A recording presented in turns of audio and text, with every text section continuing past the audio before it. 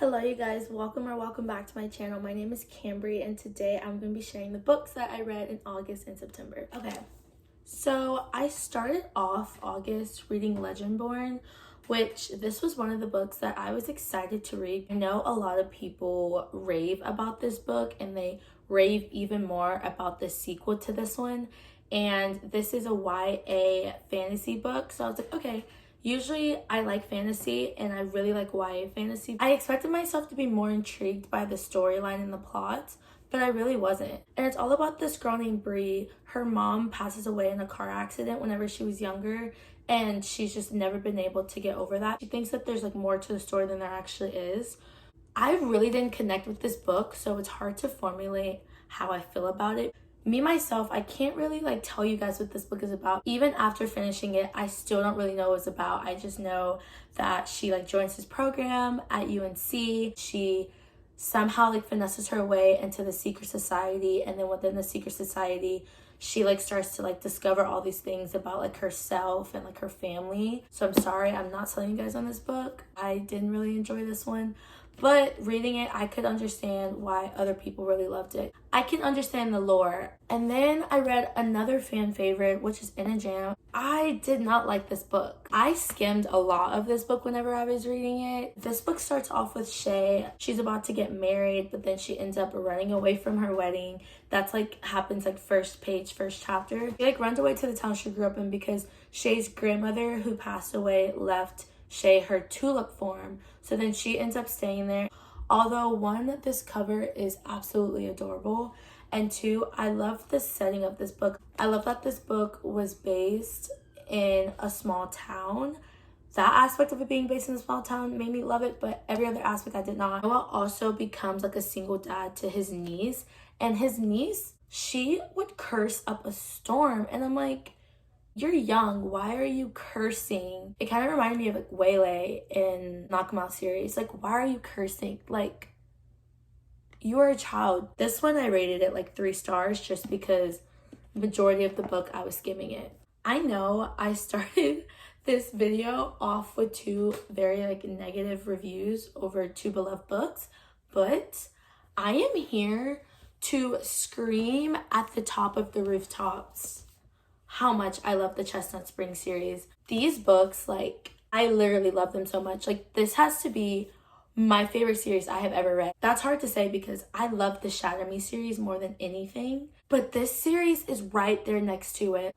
As soon as I like started these books, I devoured every single one of them. They're so good, they're so addicting, and the characters are just so funny. I just love that it's like based in this like small country town. They all live on this ranch. They're all like extremely close with each other. These books like made me want to find a cowboy and fall in love and call it a day. I like finished this series, and immediately after I finished it, I was like texting my friend and I was like, okay, so when is the next rodeo? Where is it? And how do we get tickets? This was honestly one of the first series that I read where I really enjoyed the first book. And I rated this book 4 stars. And I feel like usually whenever a series has more than 3 books, the first book always ends up being like okay, never like super good. They're kind of just like, they're all right. But the first book in this series, I absolutely loved it and it was so good.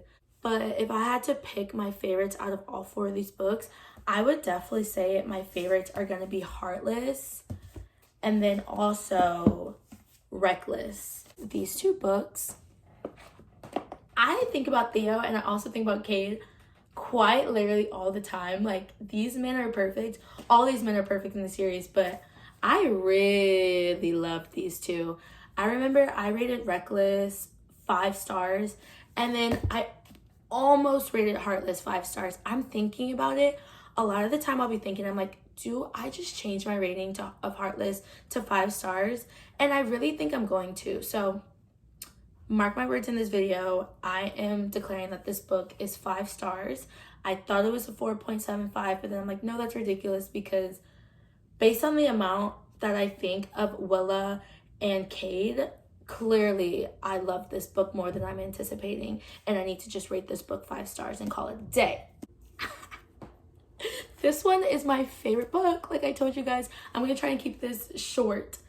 because I can sit here and talk about the Chestnut Springs series forever, but y'all are probably already getting tired of me talking about it. So, but let me just say, I've never been one to really think much of like the pregnancy trope or anything like that in books.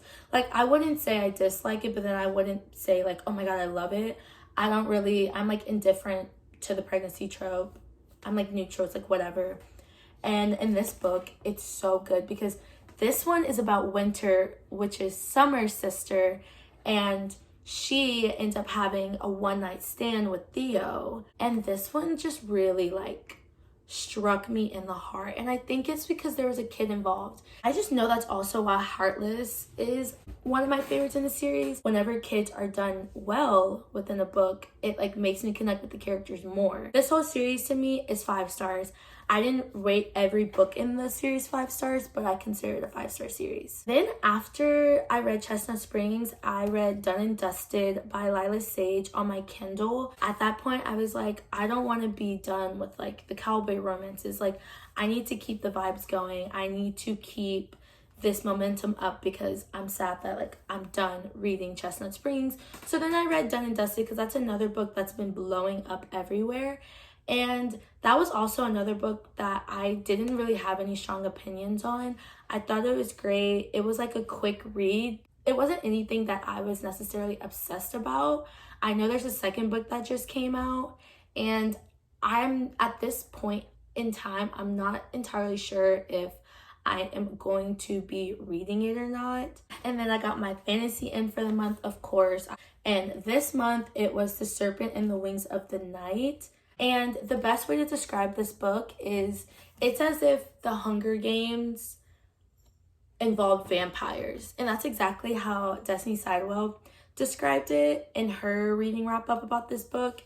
And I agree. It's literally, this felt just like the Hunger Games because there are trials that they had to get through. And the female main character is so strong. I eat up romance in a fantasy book. Like, that's why I love romantasy, because I need the romance plot. You know, if they're not going to kiss until the end of the book, that's fine. But at least for the meantime, I need to know that some kind of romance is going to happen at least for me to like want to keep reading. And I remember reading this book. I could not put it down. I was doing 12 through 30 at the gym, and I literally ended up doing it for an hour just because I was like in the thick of this book and I couldn't put it down. Literally could have just went home and finished reading, but I was like, no, I cannot even for a second put this book down. I need to keep reading it and I need to keep going. And that's what I did. And surprisingly though, for as much as I enjoyed this book, I didn't rate it 5 stars. Giving it 5 stars just didn't seem right to me, which is crazy because this book, like, it gives me 5-star book vibes, but I just couldn't bring myself to rate it 5 stars. I did rate it 4.75 stars. I know that's like annoying to do like the half ratings, but that's just what my rating was. And I really like this book. If you like the Hunger Games, if you like vampires, if you like those two things coming together and them doing trials and like fighting for their lives, literally, to have one winner, read this book. It was awesome. I feel like this book is even great if you don't usually read fantasy and you want to get into fantasy. I would say that the world building in this book isn't scary at all, nor is it intimidating. So if you've never read fantasy, this could definitely be a great starter into that world. And then next I read Love Theoretically by Ali Hazelwood. I've only read one of her other books, and that was The Life Hypothesis. And I remember in 2021, I rated that book 5 stars. I was absolutely obsessed. So then I was like really excited for this one because this one just came out a couple months ago, I'm pretty sure. And this one fell flat for me. I was so confused reading this book. She like acknowledges in her acknowledgements that this is one of her heavier scientific kind of books. Like, this one is truly made for like the STEM girlies, because majority of the things that they were talking about, I had no idea what they were even talking about, nor what anything meant. So then I feel like since I wasn't able to understand a lot of the vocabulary, it made it harder for me to kind of understand the plots and like what was going on. And I feel like to say this was a romance, feel like we didn't get much of the couple. Elsie is like fake dating Jack's brother, but there's like this extremely like heated like tension between the two, and there always have been since they met. So then it kind of gives you that like enemies to lovers aspect. However, they weren't really enemies, and their progression to lovers was kind of unclear to me, because it was like 1 second they hated each other and then they didn't, and then all of a sudden they like really loved each other. I remember reading this, and the whole entire time I just kept like doing this. I just kept looking at the back of the book as I was reading, because I was like, what's this book about again? Like, I was confused. Like, I was like, I don't understand. Like, what is this book about? I don't want that to stir away from you reading this book. I feel like I'm just like dumb in that aspect. I couldn't like get past the scientific talk. But then I'm also thinking, I think maybe I disconnected from this book because there was so much science talk. But if you think that like the STEM aspect of the book isn't gonna take away from your experience, then I would say still read it. And lastly, I read the Natural series. Currently right now I am reading the 4th book in this series, the last one. So I'll talk about that one in my October wrap up. But we have The Naturals, Killer Instinct, and All In. This is a series that is by Jennifer Lynn Barnes. If you don't know who she is, she wrote the Inheritance Game series. That was one of my favorite series in 2021. So everyone's been talking about this series, so I figured I would give it a shot. And I'm really glad I did, because I really love these books. This series is like the young adult version of Criminal Minds. There's 5 kids, and they all have these like natural talents. So 2 of them are able to profile emotions and profile people. One of them is basically a human lie detector.